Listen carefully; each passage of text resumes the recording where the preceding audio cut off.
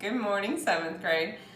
Today we're going to work on our first face drawing. So the very first step of drawing a face is getting an oval shape to work with.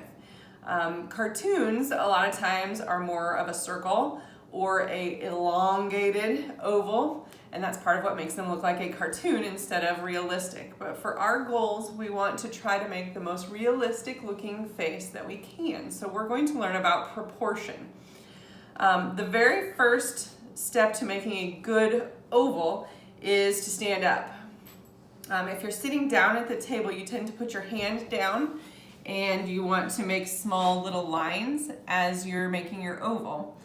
But to make a nice flowing oval that isn't lumpy or rock-like, it's a good trick to stand up. So what I usually have you do in the classroom is I have you stand at your desk and I have you hold your pencil just as though you're going to write with it. You shouldn't have to change anything in order to draw this way. But as we lower our pencil down, we're going to rest our knuckles of our pinky on the paper, but we're not going to put the pencil down on the paper yet.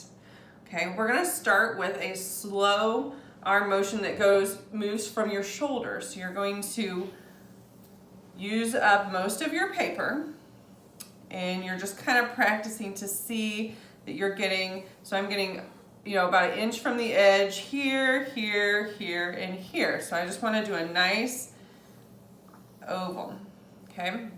When you feel like you have a good rhythm established, notice how my hand is not down.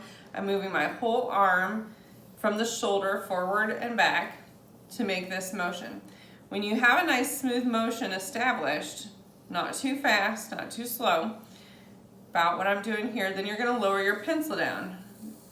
We don't expect anything to be perfect the first time. We're going to make a couple of ovals.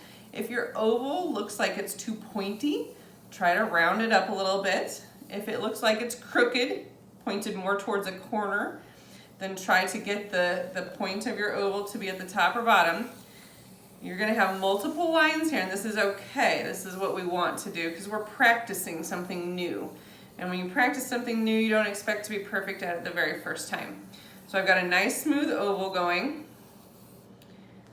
and this is what it's going to look like. You may have more lines or less lines. If you have crazy lines going all over the place, then you probably need to slow down. Once you have practiced that and you're smooth at it, then you can flip your paper over or turn your page in your notebook or whatever you're practicing on. You don't need fancy drawing paper to do this, just any kind of copy paper or an old worksheet that's blank on the back is fine. When we do this for real, for what we're going to draw on, we're going to try to do it with just one line. So we're going to warm up the same way that we did before. Get nice and straight. We've just been practicing, so we kind of know what we're going to do now and how it's going to respond. And when we're ready, we're going to lower that pencil down and try to make one nice line for your oval.